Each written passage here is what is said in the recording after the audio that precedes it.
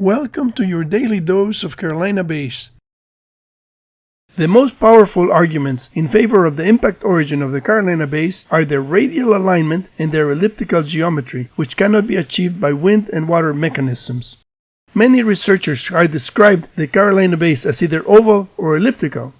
Melton and Shriver in 1933 and Prouty in 1952 characterized the bays as elliptical, but they did not perform the geometrical analysis to verify that the bays were mathematical ellipses. Using LiDAR images, it can be shown that an ellipse with the same width-to-length ratio as the Carolina Bay fits the bay exactly after scaling and rotating the ellipse. This makes it possible to conclude that the archetype shape of the Carolina Bays is elliptical and that the bays can be modeled as mathematical conic sections. Many bays have been deformed by terrestrial processes and human activity, but the bays that are well preserved have an elliptical shape. The Carolina Bays and the Nebraska rainwater basins have similar ellipticity even though they have different axial orientations and they are separated by 2,000 kilometers. The elliptical shapes correspond to cones inclined at about 35 degrees. The predominant elliptical geometry with width-to-length ratios of 0.58 plus or minus 0.05 is the most convincing evidence that the bays were not formed by ordinary terrestrial processes. The Carolina Bays and the Nebraska rainwater basins are found on unconsolidated soil close to the water table. The bays in Nebraska are on terrain that is 600 to 700 meters above sea level on ground that has not been close to any sea for 60 million years.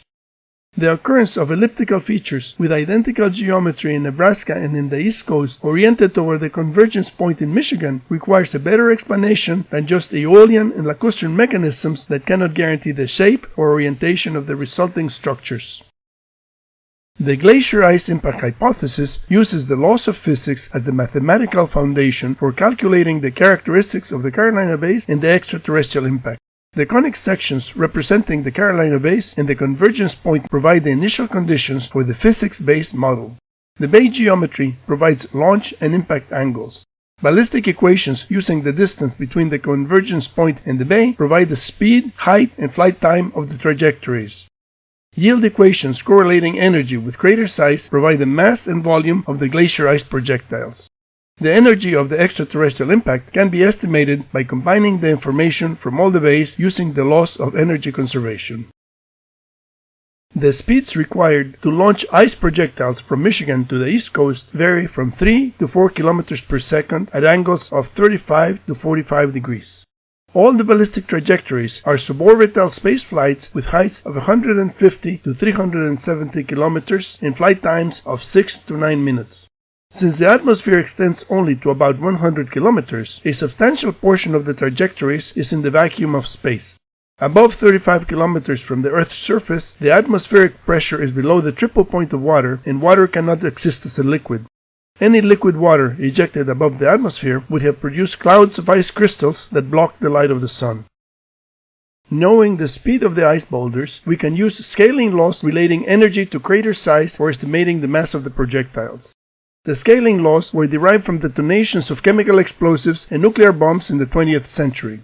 The University of Arizona had a program that implemented the scaling equations from the book by Professor J. Melosh. This program calculated that a Carolina Bay with a diameter of 1 kilometer could have been created by an impact of an ice sphere with a diameter of 180 meters traveling at 3 kilometers per second with an energy of 3 megatons. This ice boulder would be about the size of Yankee Stadium in New York. The size and the energy of the ejected ice boulders can be used to estimate the characteristics of the extraterrestrial impact. Ideally, the ballistic trajectory associated with each Carolina Bay should be used to calculate the speed of the ice projectile, which can then be used with equations relating energy to crater size to calculate the energy that formed each bay.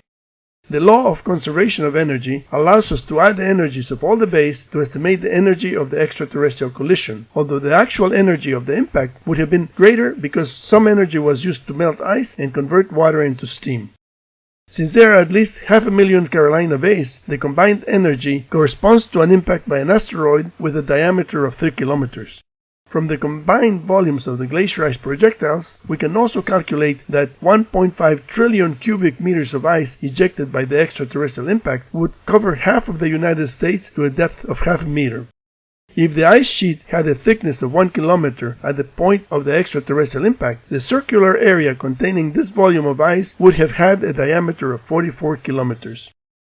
These calculations underestimate the energy of the extraterrestrial impact because we did not take into account the ice boulders that fell on hard ground and did not form bays.